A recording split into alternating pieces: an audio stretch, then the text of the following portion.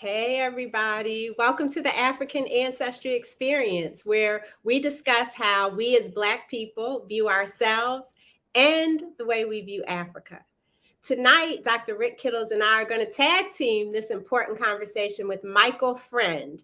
He's the founder of the Minority Coalition for Precision Medicine.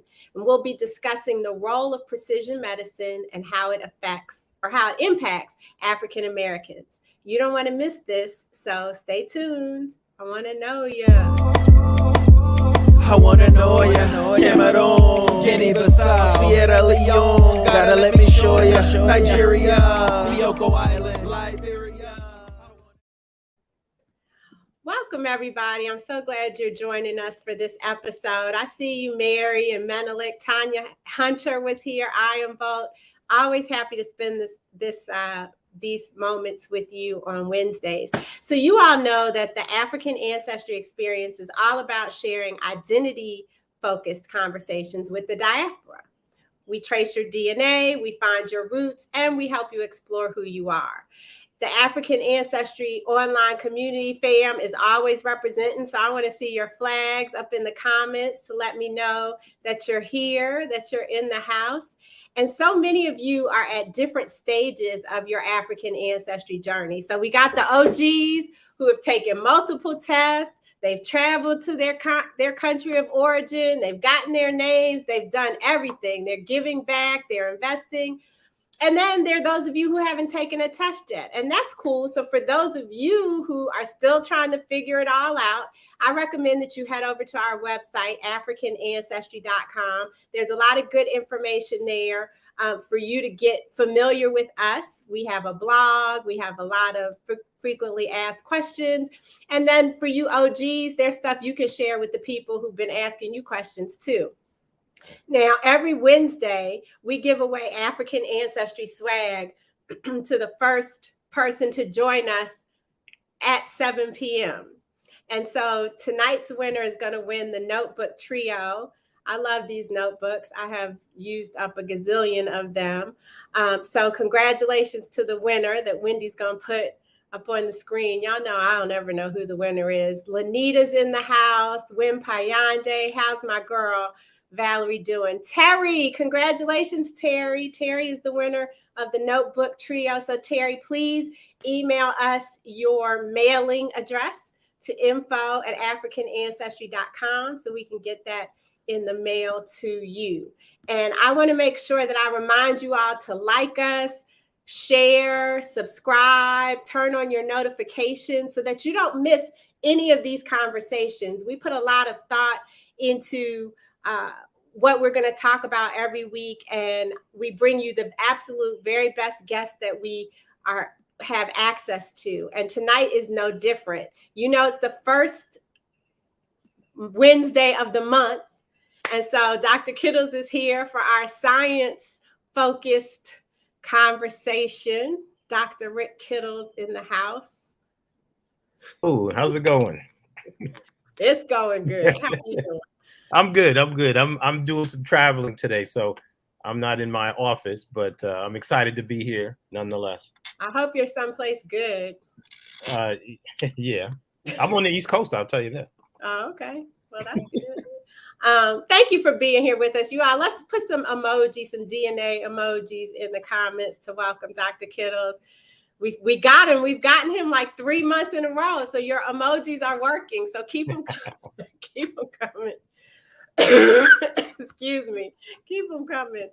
Oh, shout out to Lena White, who just found out that she shares ancestry with the Bamileke people living in Cameroon. I know you got lots of cousins in here on the chat. Nikisha's waiting for hers. Okay, all right. So this week, Rick, we're going to be talking about how precise is precision medicine. Right. It relates to Black folks. And when we came up with this idea, you were adamant. You were like, we have to bring Michael Friend into this conversation.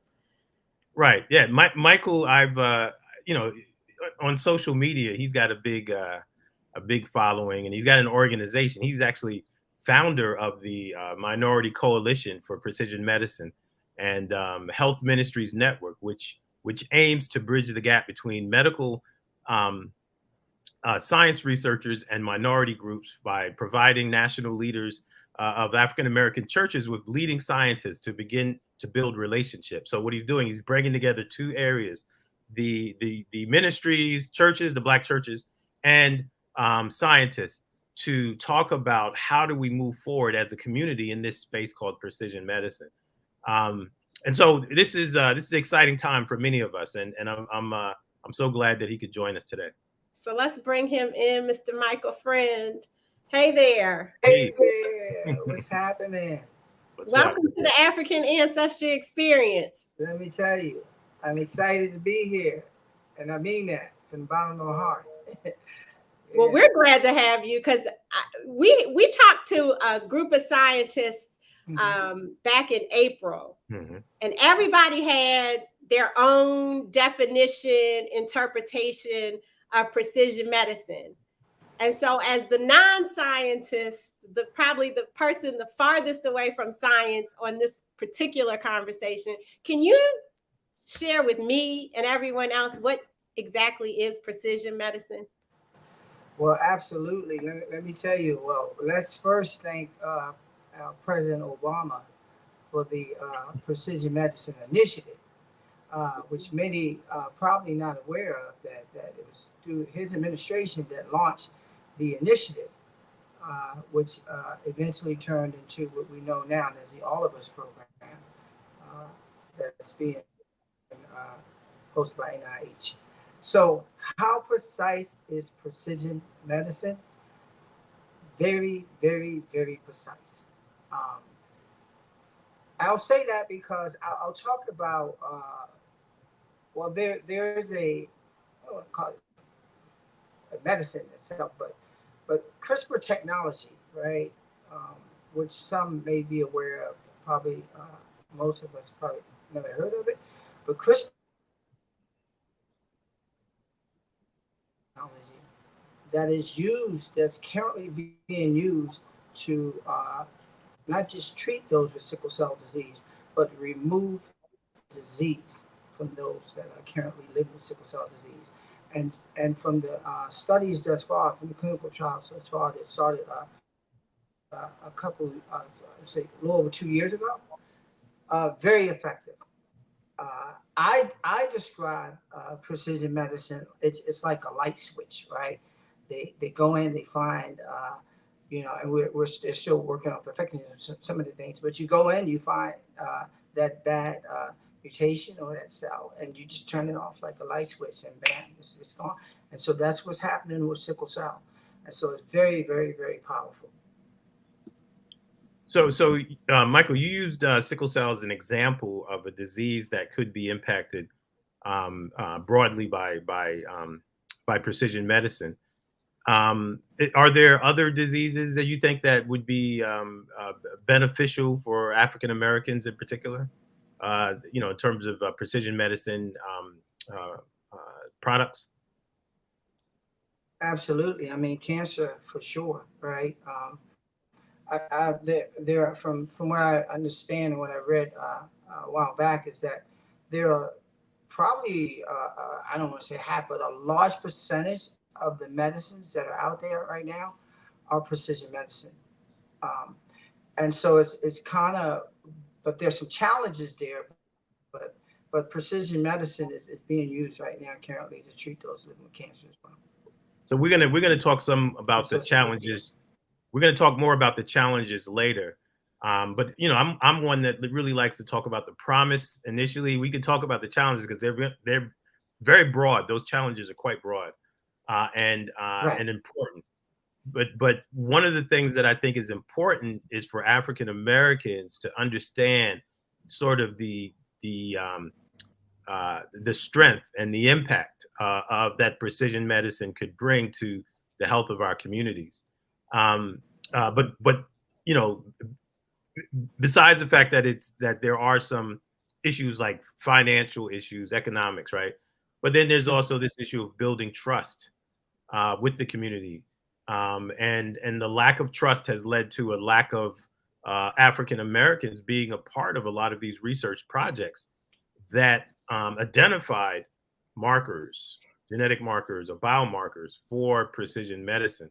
So how do you think we can overcome the lack of trust? Well, as you know, it's not always the message as much as it is the messenger, right? Mhm. And so that message has to be delivered by the right person, point blank, period. Um, that's why it's important to have the faith-based community, those leaders, at the denominational level, kind of involved with these conversations with African Americans, coupling them with African American scientists, right? So that combination is very dynamic, and I think when you take that approach, then we can cover a lot of ground because you're creating these safe spaces for a trust and conversation to take place and to deal with those issues of trust. I mean, to be honest, what better place in most cases to have those conversations than within our faith-based communities, and that will always be very relevant. And we have in many of our faith-based community churches, we have a lot of great scientists already positioned in some of these churches as well. So I think it's very seamless that type of approach. What are the kinds of conversations that you're having in these spaces? I'm gonna say that is such a good question. I kind of describe it like this, right? Just forward thinking. Just forward thinking, right? And to focus on what's before us right now. That's critical, right? And what I mean by that is try not to have the conversation so much about what has transpired as much as what's at stake currently, right? And so when we realize what's at stake currently, so we need to make this decision that what's at stake currently is super, super important. And the way technology is moving, how fast it's moving, how fast things is out. Precision medicine, CRISPR is outpacing policy. So it's not a conversation that we need to be kind of lagging around with. We need to be on it, and we need to be looking at what's happening and what these clinical trials. There are already a bunch of clinical trials. You'll hear me talk a lot about CRISPR because it's just a very important technology. But there are a lot of drugs and therapies in the pipeline, even as it relates to CRISPR. And CRISPR is just not about life as much health as much as it's agriculture as well. So those are two big areas that we need to be talking about. Well, for the non-scientists who are listening, can you tell us what CRISPR is? You or Dr. Kittles, can one of y'all tell us what CRISPR is? What do you think, Dr. Kittles? You want me to take it, or you can take it? Yeah, you can go ahead. Go ahead. Yeah, I'm sure you used to explaining CRISPR to the community. So. Yeah, I think I touched a little bit on it with the sickle cell, but it's a technology that allows scientists to go in and find that bad mutation, right? And with sickle cell, it's quite simple.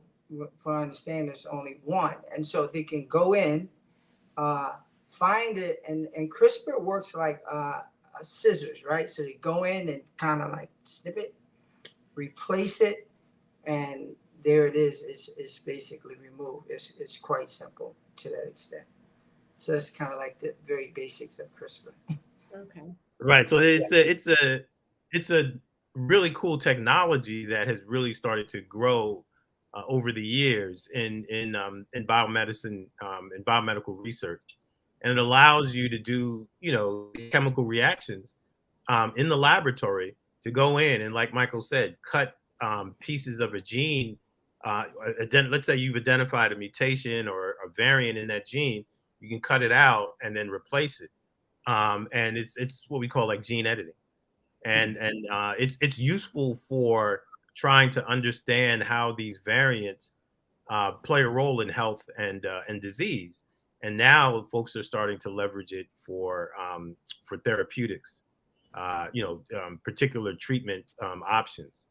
And sickle cell obviously is one of those areas. Yeah, I mean, right, because sickle cell, was not receiving, still to this day doesn't receive a lot of attention. It has gotten better, But what's unique is that CRISPR, the fact that CRISPR is really being validated by a disease like sickle cell. You know, the success of CRISPR really hinged on sickle cell disease, to be honest with you. It was the first disease, you know, genetic disease, right? You know, to man. And so now I was going to say something, but I think I'll hold that. Well, you know, the first should be last and the last should be first, right? So we're right there with sickle cell.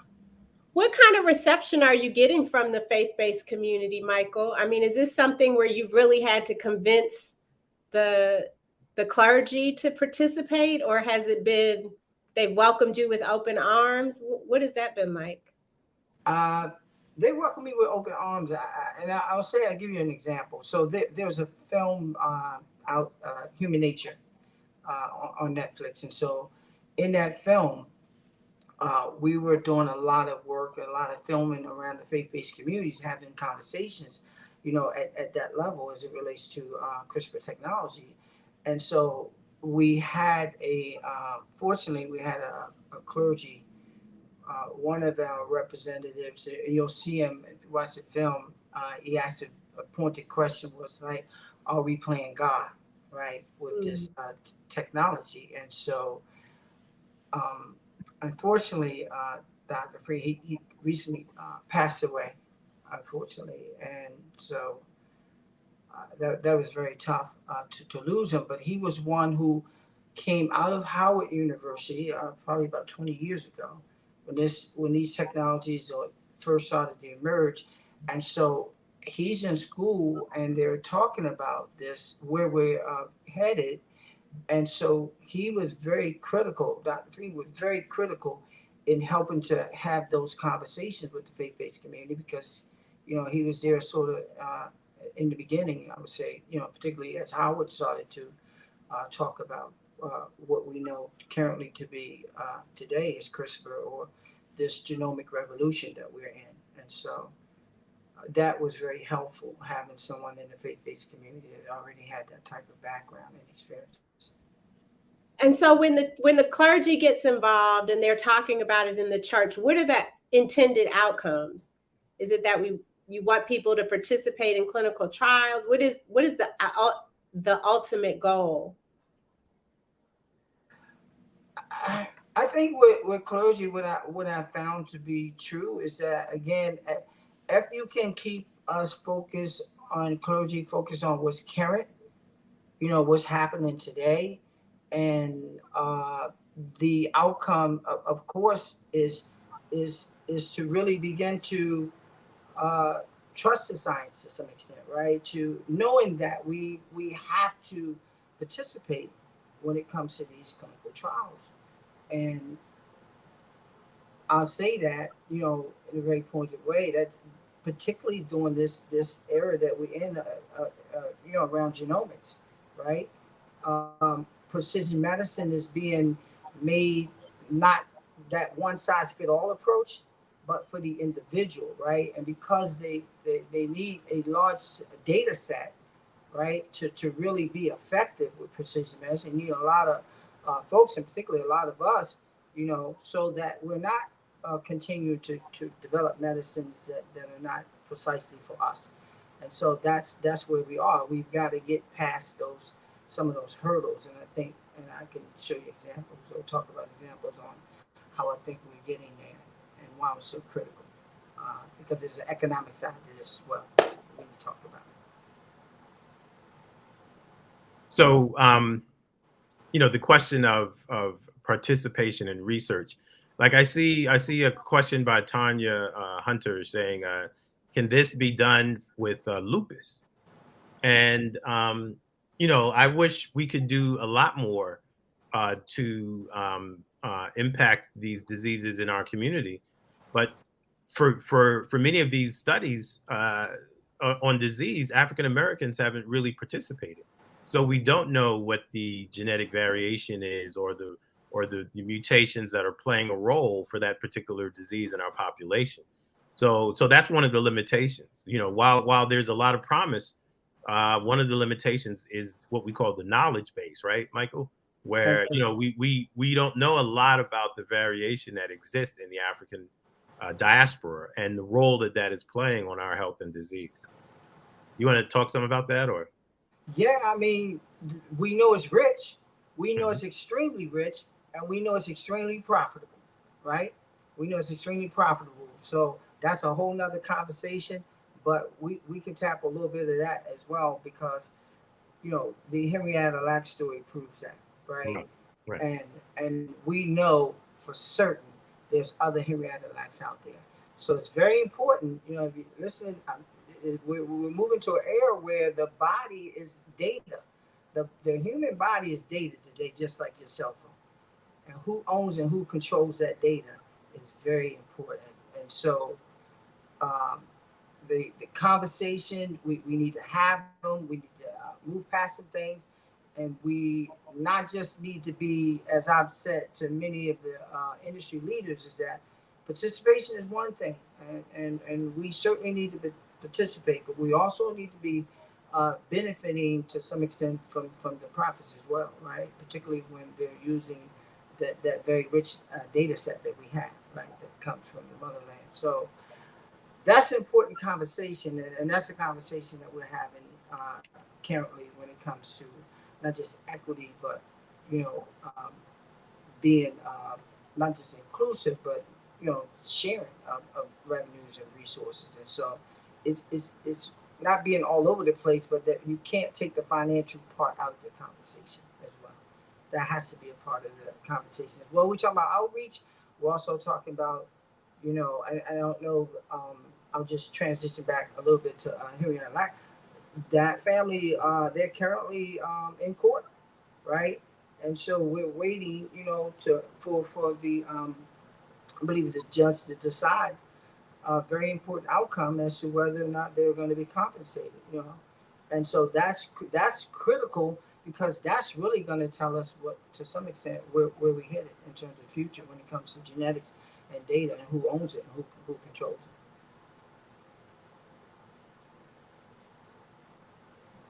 Terry Cameron Connerin, our winner, has a question. Do you have a focus or initiative for precision medicine in cancer, comprehensive biomarker testing? Sounds like she knows what she's talking about. Well, I'll tell you, I would probably answer by saying initially no, but I have worked with a organization out of Broad, MIT, up in Boston, that is doing a very extensive project around cancer, and they're doing everything they can to reach the African American community. And so I can't think of the name, but if you give me the contact, I'll send that information because that's an organization that's really doing a lot of research, extensive research around cancer, and it's around precision medicine and genomics, and so that's very important. We brought that organization to Baltimore, had a big meeting with faith-based leaders, and it was unique, Dr. Kittles. I'll tell you a little bit about the meeting. So I wanted to take the meeting completely out of the church. Mm-hmm. So we took it to a lounge, right? And guess what? I believe there were over 150, 100, or at least 100 pastors there. Mm. And so that's, sometimes we've got to come out of that space, right? Right. Get the clergy out of that space, right? A little uncomfortable for some. And the stories were there, Broad, MIT, they were there. And here again, they're doing a lot of work around cancer. And so I'm still, I believe, I can't think of the name currently of the program. But again, I'll send that over to you. Okay. So Jane Bronner asked a similar question, sort of like, how do we find out about these various studies available for African American community to participate in? And I'll say, you know, for most of these studies are coming out of academic institutions, right? Mm-hmm. So, you know, these medical centers, these hospitals are doing a lot of this research. And so depending on where you live, you know, whether it's Baltimore, you might want to connect with some of the folk at Hopkins or University of Maryland, and DC, you know, Howard University. Most of these academic institutions are you know, actively involved in this space, and that's how you sort of get a really good understanding of what's on the ground, what's near you, that you can actually participate in. Absolutely. Absolutely. So do you work with a lot of different academic institutions, or are there just a few that you've worked with? Or Yeah, I work with quite a few. You know, initially, we started out working with Harvard and then UC Berkeley, right? These Hmm. two predominantly large white institutions. And it was very important. You know, I serve on the CRISPR Advisory Committee, and it's very important that we have these conversations at our HBCUs. We Hmm. got, you know, the same conversations, right? And we were able to make that happen to some extent because we pre-COVID we were planning a CRISPR at Howard University. Hmm. Everybody's excited, and then COVID hit, and unfortunately, it did happen, but it turned into a virtual conversation, right? Which wasn't. It was still great and very critical, but I hoping that we would return, you know, to Howard and to some of the HBCUs. I'm very Hmm. particularly interested in the HBCUs that are doing work around agriculture because that's a big conversation for CRISPR, right? And so Hmm. that's the target moving forward. And so certainly we're shifting, you know, when it comes to CRISPRCon and the organization in terms of where those conversations need to be had. So I'm excited about that type of work. Cool. Cool. So what does the future look like? Wow. For very, very bright um, when it comes to the genomics. It's a revolution, right, to some extent. Um, but for us, you know, as African American and really getting our HBCUs that footprint, right, we've got to get our HBCUs connected to these conversations and to some of those resources that are moving in that field. And so, but the future of precision medicine, I can tell you, I believe that we're moving to a point to um, where even our food, like when you think about CRISPR, there you're going to actually be able to go into the market at some point and read, you know, and I'm just going to give an example. It may say ACG, and you're going to know that it's very good for you, right? So we're moving to a very precise place when it comes to medicine and also to food when it comes to genomics, and so it's very powerful. And some of that is happening. I can tell you have CRISPR corn, they're working on CRISPR wine. They're working on things around CRISPR to help with hair growth. I mean, just about everything you can think of, they're doing with that technology. Hold on, hold on, hold on, hold on, hold on, hold on. Yeah, yeah. CRISPR foods. So you're saying at some point I'll know that certain types of foods work best for me, and so I'll be able to look at the label and determine based on its CRISPR content, whatever, if I should buy that particular food. Yeah, absolutely. I mean, there's a company that's doing initially around corn. So I know that CRISPR corn is too soon to become available, right? Um, so CRISPR is, you know, when you think about health, I mean, CRISPR is really, really big in agriculture. So we're moving to that place of being very precise when it comes to what works for each individual. You know, Wow. we're moving to that place a What do lot you think quicker. about that, Dr. Kittles? Well, you know, it's not that different from what we've always done historically, especially in agriculture, right? Where we've done a lot of cloning, we've done a lot of bringing together different strains of crops to, you know, whether it was bigger leaves or greener, you know, or tastier food or more starch, Juicier. more sugar, you know, in certain products. So in this case, though, it's a lot quicker, and it's a lot simpler to just go in and manipulate those genes Mm. in in those seedlings, and then they grow to whatever you targeted. They'll grow in that way. I think that as long as folks are aware of this sort of technology, what's going on in the foods that they're consuming, and it should be cool. But yeah, I mean that's definitely where things are going right now, especially in agriculture.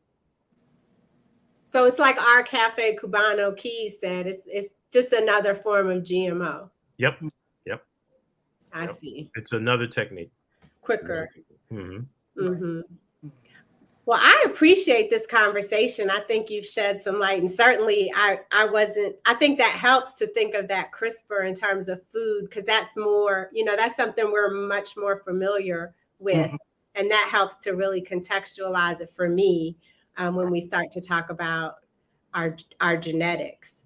But I appreciate the work that you're doing, because to your point, we have to raise awareness, and the information has to be shared by people we trust. And that's a role that we take very seriously here at African Ancestry. And I appreciate that you are an ally of ours in that effort. Right. Yep. 100%. So every week we play a game called Fact or Whack, and I'm hoping you can stick with us for a couple of fact or whack questions or statements. I always say questions, but they're not. They're statements. So if you would read the statement, Michael, and then the fam is gonna tell whether they think it's fact or whack in the comments. Okay. The first genetic disease known to man was sickle cell disease. So is that fact or whack? The first genetic disease known to man was sickle cell disease. Huh. Interesting. I feel like we need some fact or whack music, like Jeopardy. We got, okay, it's split. We got facts, we got whacks. Seems like people are split. But the whacks seem to be winning. Okay, all right. So what about you, Rick? What do you say, fact or whack? I'm not in this. I can't do this. I can't be in this. Okay, Michael, is it fact or whack? Well, from my understanding, it's clearly a fact. Yep. So there's a lot of information online that talks about, I believe one of the research Linus Pauling, so sickle cell disease was one of the first genetic disease known to man, but one of the last diseases that we can see to kind of benefit from what they've known for a very long time. Okay. So the source we got from you, sickle cell disease is the first human inherited disease that was understood at the protein and the DNA level. Sickle cell, as we all know, is primarily seen in people of African descent. All right. Keisha said I was going with heart disease. Okay. And then we have one more. Studying the genetics of Black people will improve precision medicine for all people. Fact or whack? What say you people? Rick, are you going to weigh in on this one? I'm not weighing in on any question. We got a lot of facts. Is this I think this is a pretty straightforward question here, or statement. Yes. Yeah. Meets with your approval, Dr. Kittles? Yes, it does. It is a fact. It is a fact.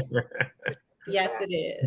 Given the ancestral gene pool of people of African descent, understanding that gene pool will benefit all humans, the entire species. Yes. Well, you heard it here from Dr. Rick Kittles and Michael Friend of the Minority Coalition for Precision Medicine. Absolutely. For Precision Medicine.